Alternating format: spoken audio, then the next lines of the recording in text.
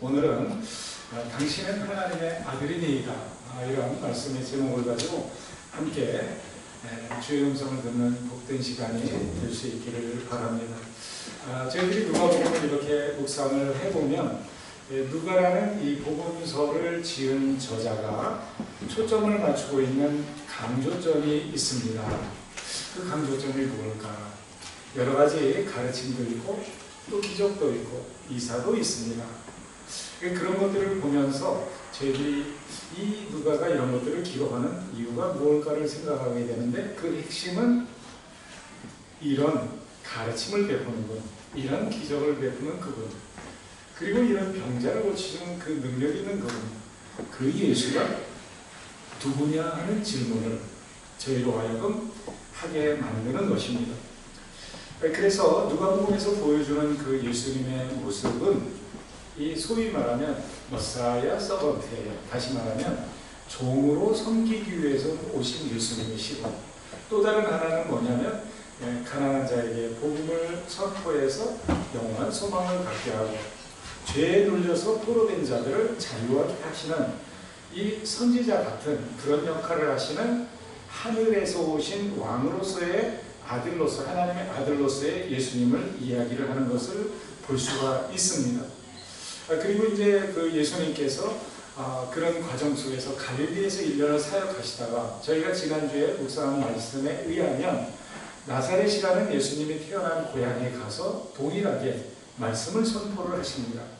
그랬는데 그곳에서 선포되어진 말씀을 듣고 사람들이 다 놀랐지만 예수님께서 하나님의 아들이신 것에 대해서 인정을 하지 않았습니다. 그리고는 예수님을 대적을 했어요. 이러한 모습은 장차 예수님께서 이스라엘 전체에게 복음을 전하실 때에 어떤 반응이 주어질 것인지에 대해서 우리에게 미리 보여주는 것이라고 볼 수가 있습니다. 그리고 그러한 모습은 오늘날 지금 우리들이 살아가는 현실 속에서도 있습니다.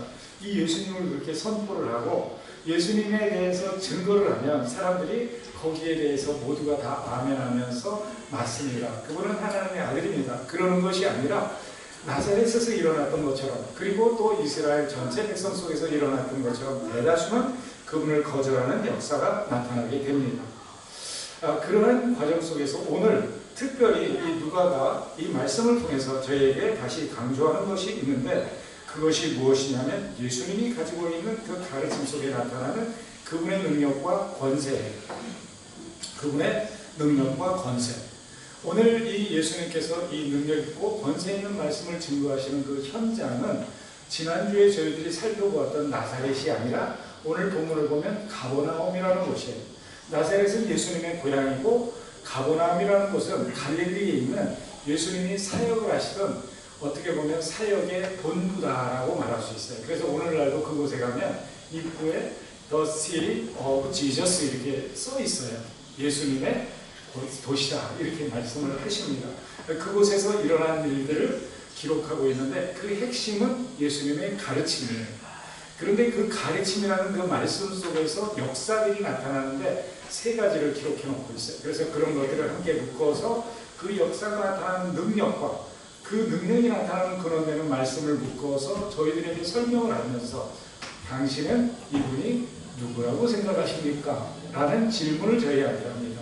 거기에 대해서 다른 반응을 우리에게 요구하고 있는 것이라고 볼 수가 있습니다. 오늘 본문 31절을 먼저 보면 예수님께서 나사렛에서 갈릴리의 가버나움으로 오신 것을 이야기를 합니다. 그리고는 그분께서 한 장소를 찾아가십니다. 바로 우리가 잘 알고 있는 회당이에요. 그리고는 그 가시는 날짜가 또 특별한 날이에요. 그날이 바로 안식일이다, 이렇게 이야기합니다. 예수님께서는 전략적으로 장소는 회당이고 시간은 안식일에 사람들이 많이 모이는 한 곳으로 가신 거예요. 그래서 그곳에서 이제 주님께서 하시는 일이 있는데 그게 뭐냐면 말씀을 가르치는 것입니다. 회중들은 늘 안식일에 그렇게 모이면 유대인들은 말씀을 배웠어요. 그리고 말씀을 가르치는 사람을 랍비라 그렇게 이야기한다고 지난주에 말씀을 드렸어요. 그런데 그 랍비들이 이 말씀을 가르칠 때에는 성경을 읽어놓고 자기의 권위에 의지해서 가르치는 것이 아니라 랍비, 유명한 랍비, 선생님이죠. 율법 선생 누구는 이렇게 가르쳤습니다, 이렇게 해석했습니다. 그러면서 그들의 권위에 의지해서 가르쳤습니다. 그런데 예수님은 그렇지 않다라고 말씀하셨어요. 그분이 최종의 권위시기 때문에 자기가 직접 가르치셨어요. 그래서 쉽게 말하면 이런 거예요. 랍비들은 다른 사람이 해석해 놓은 해석을 다루었다. 그런데 예수님께서는 말씀 그 자체를 다루었다. 이렇게 볼 수가 있어요. 성경에 관해서 가르친 게 아니라 성경을 가르친 거예요. 하나님에 관해서 about God가 아니라 하나님을 가르치신 거예요. 그렇기 때문에 그 권위가 다른 거예요. 예수님이 전하시는 말씀은 진리 자체였고 완전히 순결한 복음이었어요. 당시의 사람들은 이 말씀을 들으면서 이 누가 권위 있는 이야기를 하면 그런 것들에 의지를 했습니다. 그러나 거기에는 실질적으로 그들의 생명을 살리는 힘이 있지 않았어요. 그들의 삶을 변화시키는 능력이 없었어요. 그러나 예수님의 말씀은 권위가 있었고 그 가르침이 그분의 기적과 이사를 통해서 증명되었어요. 오늘날도 그래서 직접적으로 저희들이 말씀을 대하는 건 너무나 좋습니다. 중요합니다. 저 같은 목사가 신학을 많이 공부합니다. 그리고 많은 책을 읽습니다. 그때에 성경을 해석해 놓은 사람들을 주석가다 그렇게 얘기해요. 그리고 그런 일을 하는 사람들을 신학자다 이렇게 얘기합니다. 목사들은 신학자이면서 또 설교자가 돼야 됩니다.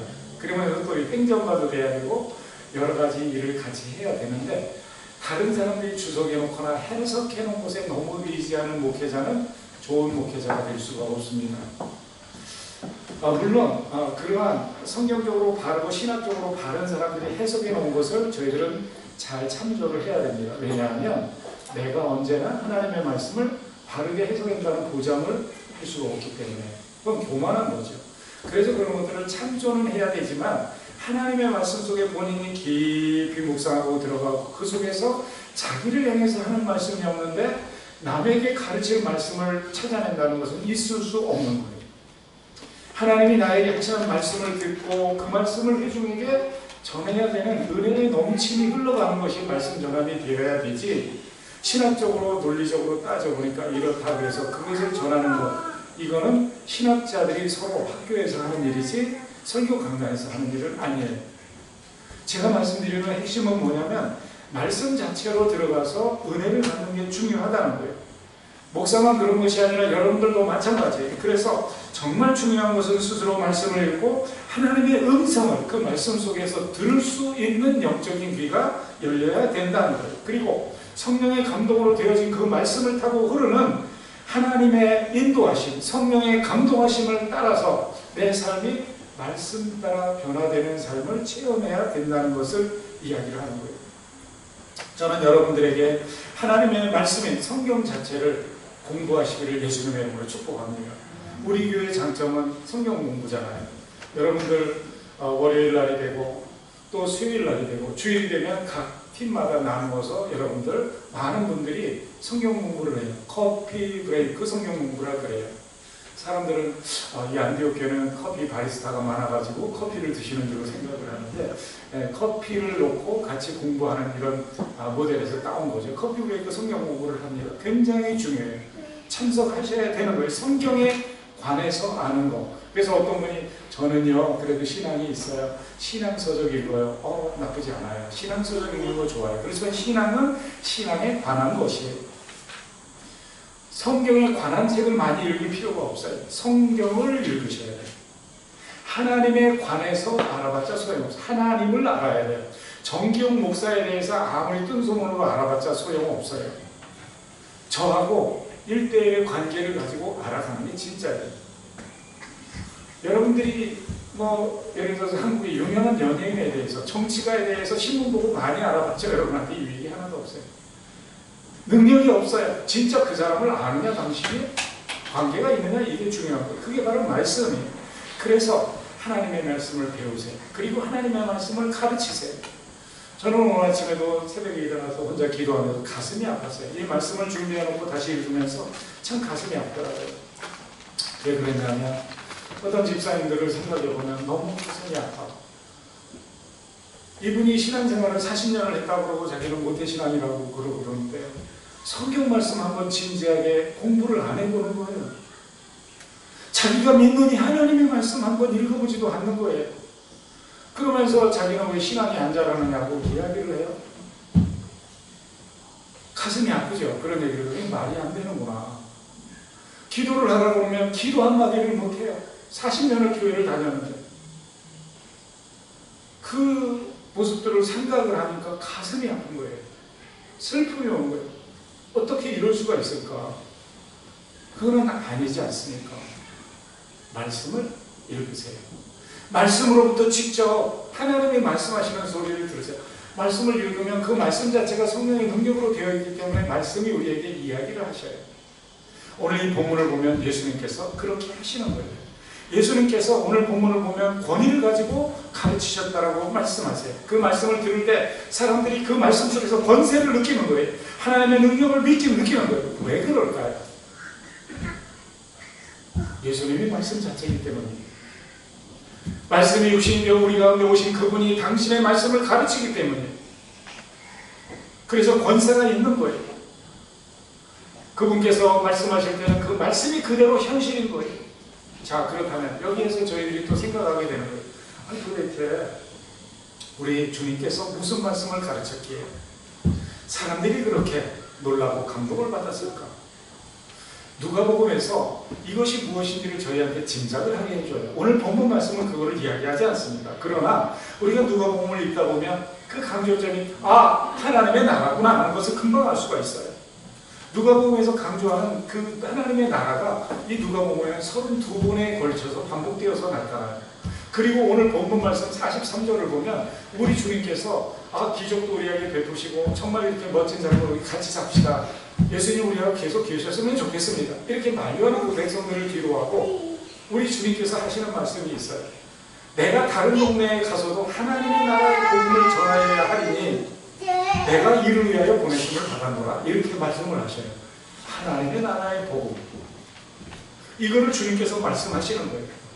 세상 것을 우리들이 누릴 때도 좋습니다. 그러나 영원한 소망이 있는 그 하나님의 나라를 그들이 들을 때에 소망이 생기는 거예요. 눌린 그 삶, 깨어진 그 삶, 소망 없는 이 삶, 한계가 분명한 인생 속에서 그 소리를 들을 때 감격이 나오는 거예요. 소망이 생기는 거예요.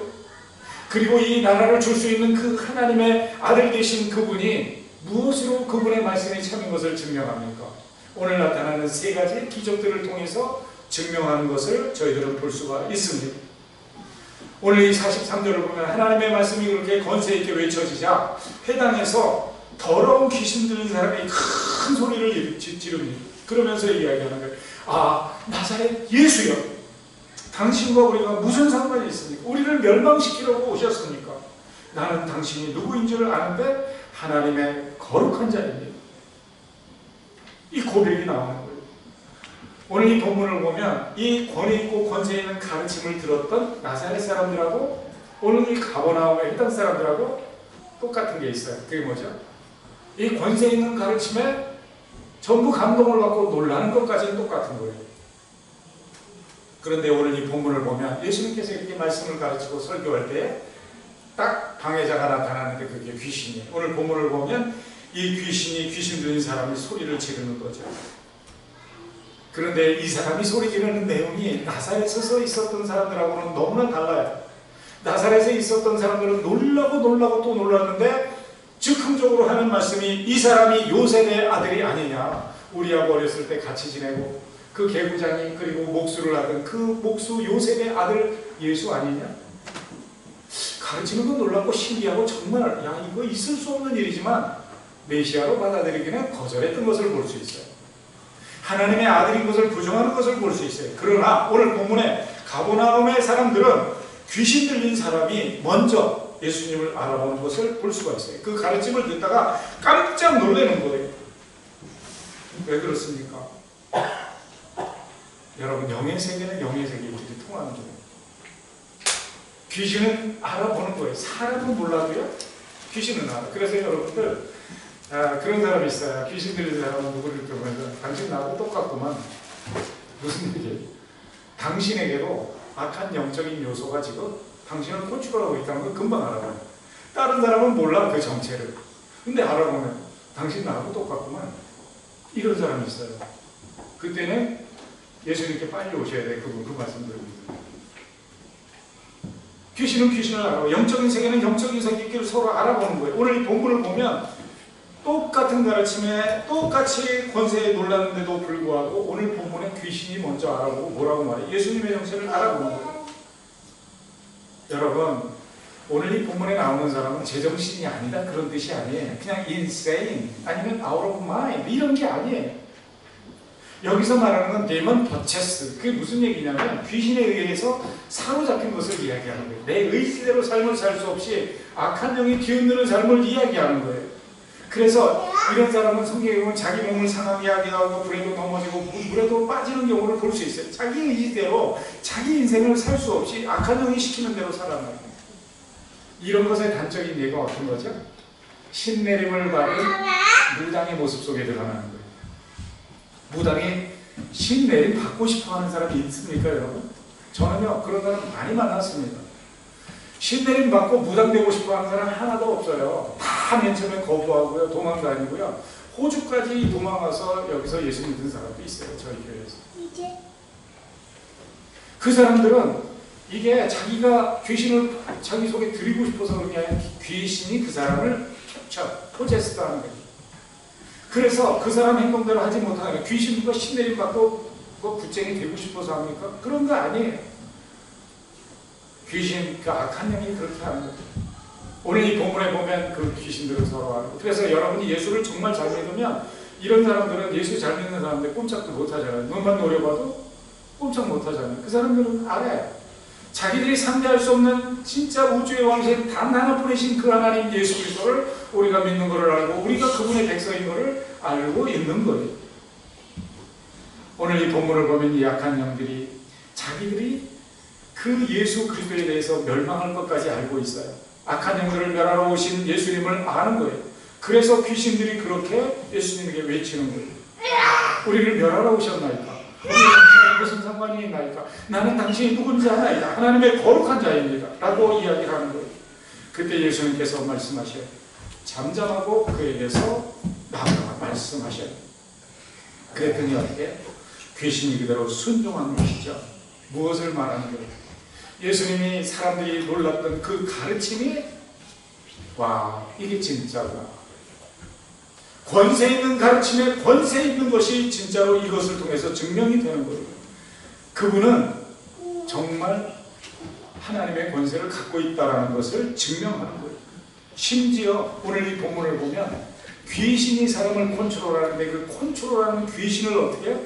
하나님께서 예수께서 말씀하시니까 그대로 나올 수밖에 없는 존재인 것을 오늘 본문에서 보여주는 거예요. 그래서 오늘 본문 36절을 보면 사람들이 가르침에 놀랐는데 그 가르침의 권세와 동일하게 그분의 입에서 나오는 말씀이 이루어내는 일들을 보면서 36절을 보면 다 놀라는 거예요. 그래서 서로 말하여 이야기를 하는 거예요. 이 어떤 말씀이고, 여기서 초점이 있어요. 이 무슨 말씀이고, 즉 가르침. 똑같은 거예요. 이 무슨 말씀이고, 이 말씀이 권위와 능력으로 더러운 귀신을 명함에 나가는도다. 할렐루야. 여러분 이거예요. 주변에 그 사람이 모두 놀라는 거예요. 말씀과 귀신 축사를 연결시켜주는 거예요. 예수님의 가르침의 권세가 능력으로 증거되고 있는 순간 오늘 본문에 드러나고 있어요. 그랬더니 어떤 일이 일어나죠? 37절을 보면 예수의 소문이 근처 사방에 다 퍼집니다. 그리고 이렇게 퍼지니까 예수께서 이제 어떻게 사람들을 피해서 다시 일어나십니다. 그리고는 회당에서 나와서 한 곳을 향해서 가는데 그게 뭐냐면 수제자 베드로의 집으로 가고 있는 거예요. 베드로의 집에 들어가는데 장모, 베드로의 장모가 오늘 본문을 보면 중한 열병을 앓고 있는 것을 볼 수 있어요. 사람들이 예수님께 말을 하죠. 예수님께 구하여 가르되 아이 저기 베드로 장모가 이렇게 한창이신데 좀 물봐 주시죠. 그랬더니 예수님께서 어떻게 39절에 보니까 가까이 서서 열병을 꾸짖으신데 병이 떠나고 여자가 곧 일어나 그들에게 수종드니라 이렇게 얘기해요. 제자들에게 또 무엇을 보여주는 거예요? 예수님의 가르친 그 말씀이 진짜 권세가 있고 참인 것을 말씀을 하시는 거죠. 바로 심한 열병으로 앓던 시몬 베드로의 장모를 고쳐주시는 거예요. 여기에서 보면 베드로 장모를 고치기 위해서 우리 주님께서 어떤 노력을 하신 게 아니에요. 애를 쓰신 게 아니에요. 이거 좀 고쳐야 되겠는데 어떡하지? 끙끙댄 게 아니에요. 한의사처럼 진맥을 맥을 보고 그런 거 아니에요. 의사처럼 뭐 청진기 갖다 대고 심장 박동을 들은 거 아니에요? 혈압 잰 거 아니에요? 당뇨 측정한 거 아니에요? 그냥 단지 말씀하신 거예요. 오늘 이 본문을 보면 그것도 가까이 서서 열병을 꾸짖었어요. 이게 가능합니까? 리뷰다 피바, 이게 가능합니까? 어찌 병을 꾸짖어? 그 병을 낫게 할 수가 있습니까? 하나님만이 하시는 거예요. 오늘 이 본문을 보니까 그래서 즉시라고 말하죠. 즉시 병이 낫고 그분이 일어나서 예수님의 일행을 수종 들었던 것들을 이야기를 하고 있습니다. 오늘 이 본문 속에서 보면 예수님이 말씀하시는 모든 것들은 그 예수님의 말씀대로 그대로 이루어지는 것을 볼 수가 있어요. 놀라운 거죠. 이 말은 예수님의 가르침과 그 말씀 속에는 진짜 권세가 있다. 그래서 그 권세가 뭘까? 어떤 것을 느낄 수 있을까? 이런 거 생각할 필요 없어요. 지금 증명하는 말씀이 계속 나오는 것을 오늘 본문에서 보여주고 있어요. 이 말씀 속에는 그 하나님의 말씀, 예수님의 말씀 속에는 하나님의 권세가 운영하고 있다, 움직이고 있다, 작동되고 있다, 그 사람들 속에서 지금 역사하고 있다는 것을 저희한테 보여주고 있는 거예요. 그래서 예수 그리스도께서 우리에게 작은 한 말씀만 하셔도 우리의 인생은 달라집니다. 그 말씀이, 여러분들이 이 말씀을 읽을 때 정말 여러분의 가슴에 와닿고, 그리고 그 말씀에 여러분들이 그 능력을 느끼고 받아들이면 그 인생은 그렇게 변화되는 것을 오늘 본문에서 이야기해요. 그래서 오늘 이 본문을 보면 해질 무렵이 되었는데도 불구하고 이 소문이 퍼져나가니까 사람들이 어떻게 온갖 병자들을 데리고 나오매 예수께서 일일이 그 위에 손을 얹으사 고치시니 이렇게 말씀을 하고 있어요. 저라도 그랬을 것 같아요. 예를 들어서 스트라스빌드 광장의 분수대 옆에 예수님께서 앉아 계시다. 그런데 그분께서 이런 소문이 있다 그러면 저도 병원에서 지금 입원해 있는 우리 성도 끌어다가 그곳에 갈 것 같아요. 지금 암 수술 받고 지금 회복을 기다리는 분들, 코비드 걸리셔서 격리하고 계신 분들 다 모시고 제가 그곳에 갈 것 같아요. 그러면 예수님께서 오늘 이 본문에 보면 어떻게? 다 고쳐주세요. 해질녘인데도 불구하고 사방에서 온갖 병자들이 다 예수님께 나오는 모습을 보여줍니다. 이건 너무나 당연한 거죠. 그런데 예수님께서는 단 한 사람도 거절하지 않으세요. 짜증 부리지 않으세요. 피곤하다고 말씀하지 않으세요. 오히려 한 사람 한 사람에게 손을 얹으시고 어떻게 일일이 병을 고쳐주세요. 여러분, 이 병자에게 손을 얹는다는 게 오늘날도 그렇게 쉬운 일은 아니에요. 제가 이렇게 성도들하고 신방을 해보면 병원에 가서 하늘을 이렇게 악수를 하시고 좀 하시고 나오면 평소에는 안 그러는데 아주 굉장히 철저하게 세니타이즈를 하시는 분들이 계세요. 잘하시는 거예요. 그게 잘못됐다는 게 아니에요. 무슨 얘기를 하는 거냐면 요즘도 환자들을 만나서 이렇게 만진다는 건 쉬운 일이 아니라는 것을 이야기해요. 요즘 어떻게? 우리는 언택트 세대라 그러잖아요. 우리는 서로 닿는 것을 좀 좋아는 했는데 꺼리는 세대가 됐잖아요. 그런데 하물며 이 시대는 뭐예요? 종교적으로, 의식적으로, 예식적으로, 율법적으로 환자를 만지는 것은 종교적으로 금지되어 있었어요. 그렇게 되면 그 사람도 불결한 사람이 되는 거예요. 근데 예수님께서는 그런 것들을 뛰어넘으시는 거예요. 그리고는 어떻게 해요? 오늘 본문을 보면 각 사람에게 each and every one of them, 그들 한 사람 한 사람에게 손을 대셔요. 무엇을 말하는 거죠? 지금까지 보여준 것은 예수님의 능력을 말하는 것이고 손을 얹는 것은 그분의 긍휼과 사랑을 이야기하는 거예요. 이 두 가지가 함께 작동되기 때문에 그분의 말씀은 우리에게 권위가 있는 거예요. 어떤 사람이 사람을 살릴 능력이 있어요. 권세. 그런데 그 사람 사랑하고 싶은 마음이 없어요. 그러면 살릴 수 없어요. 능력은 있는데 그 사람을 사랑하지 않으면 안 살려줘요. 나 저 사람 살리고 싶은 사랑이 너무나 넘쳐나요. 그런데 살릴 능력이 없어요. 사랑만 가지고 살릴 수 없어요. 그러나 능력도 있고 사랑도 함께 작동될 때 역사는 일어나는 거예요. 우리 주님의 말씀에 권세도 있고 능력이 있어요. 거기다 어떻게 해요?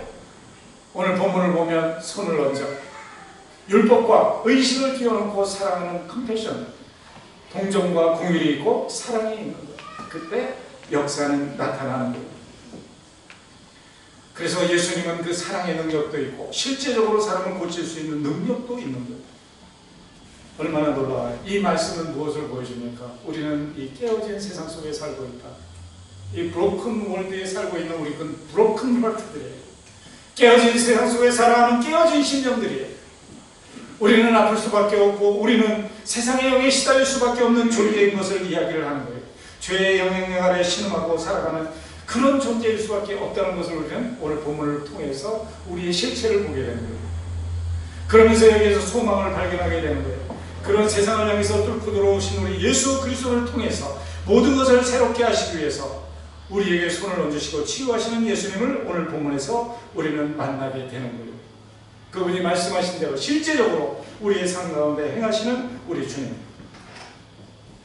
오늘 본문에서 저희는 그분을 만나고 있는 거예요. 저는 이 예수님을 여러분이 깊이 만나시기를 예수님의 이름으로 축원합니다.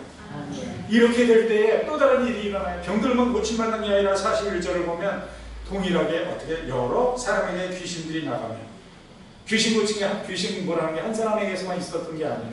여러 사람에게서 귀신들이 나가며 소리질러 이르되 또 그들이 고백해 당신은 하나님의 아들이니이다. 그런데 예수님이 꽂으세요. 왜냐하면 그분이 그리스도신데 아직 그분의 시간표에 이르지 않았기 때문입니다. 얼마나 놀라운 일이에요. 당신은 하나님의 아들이니. 놀라운 고백이에요.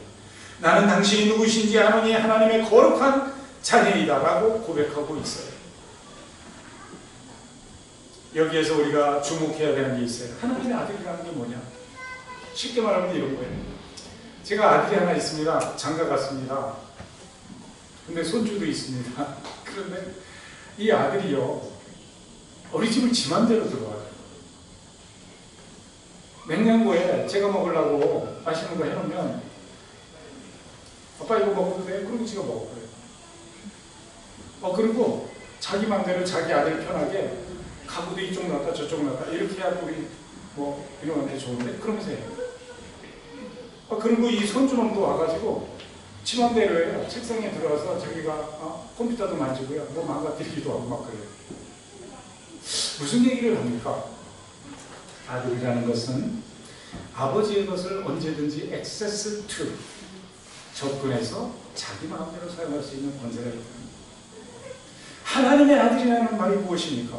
하나님과 동일한 권세를 가지고 하나님으로서의 역할을 할 수 있다는 것을 이야기하는 거예요. 그래서 이 고백이 너무나 능력이 있는 거예요. 하나님의 아들입니다라는 말은 당신은 하나님의 권세를 가지고 내 인생 속에서 당신이 원하는 것을 무엇이든지 하실 수 있다는 고백이에요. 할렐루야. 그래서 하나님의 아들보다 크게 무거워. 그렇지만 그 고백 속에는 놀라운 것이 들어있는 거예요. 그리고 우리 하나님께서 이 예수님께서 고백하신 것처럼 뭐예요? 하늘과 땅의 모든 권세를 내게 주셨으니 아버지의 권세를 갖고 있는 아들이라는 이야기를 하는 거예요.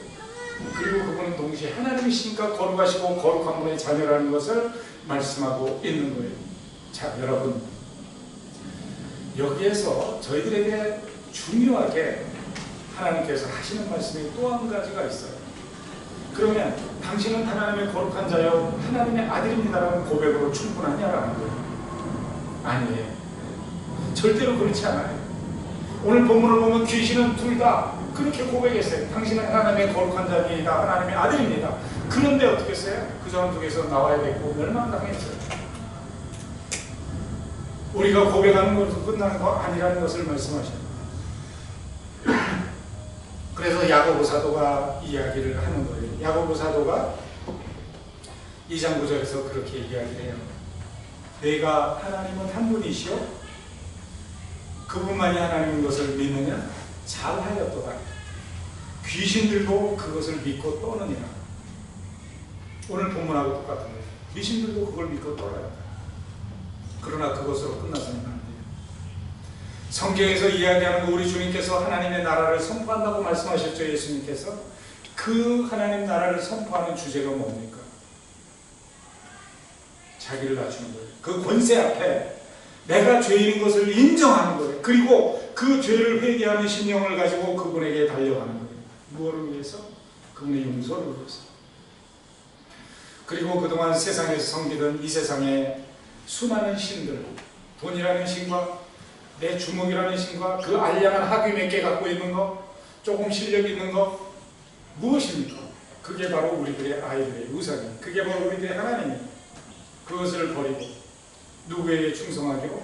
이 하나님 아들 되시고 거룩한 자 되시고 예수님께 항복하고 그분을 왕으로 모시고 그분이 천국의 주인인 것으로 모시고 살기로 결단하는 삶의 전환이 있을 때에 구원이 됩니다. 당신은 하나님의 예수님은 제 구원자시죠. So what? 그래서 뭐가 어땠는데? 당신의 삶에 어떤 변화가 있는데? 상관없는 거예요. 오늘 본문에도 똑같은 것을 이야기해요. 이렇게 되니까 오늘 이 본문을 보면 사람들은 놀랬죠. 그렇게 해서 저녁이 다 갔습니다. 새벽이 되었는데 주님은 오늘도 여전히 일어나셨어요. 그래서 한적한 곳에 가셨어요. 보면 이분이 기도하시는 거죠. 하나님과 독대를 하고 계신데 무리들은 예수님을 그 아침에 찾아 나섭니다. 예수님의 인도 속에서 새벽 기도를 하기 위해서 그런 것은 절대로 아니에요. 오늘 본문을 보면 예수님을 찾아가서 얘기합니다.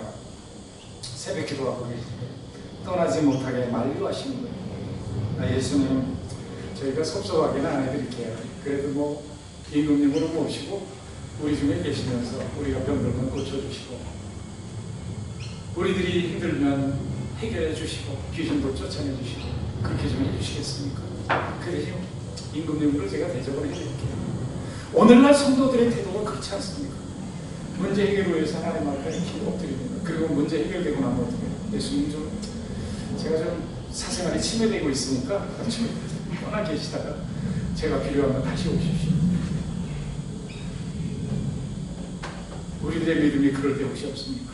여러분 중에는 없을 줄로 저는 믿습니다. 오늘 본문을 보면 그런 거예요. 근데 예수님께서 그들을 책망하지 않으세요. 단지 예수님이 정말 초점을 맞추고 하나님께서 그분을 이 땅에 보내신 이유를 분명하게 설명하시고 그 일을 행하십니다. 그래서 43절에 보면 예수님께서 말씀하셔요.